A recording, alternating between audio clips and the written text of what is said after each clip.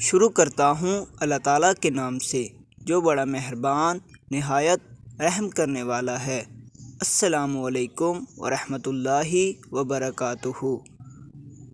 رسول اللہ صلی اللہ علیہ وسلم نے فرمایا، میری اور میری امت کی مثال اس آدمی کی طرح ہے جس نے آگ جلائی تو پروانے اور وہ جانور جو آگ میں گرا کرتے ہیں آگ میں گرنا شروع ہو گئے۔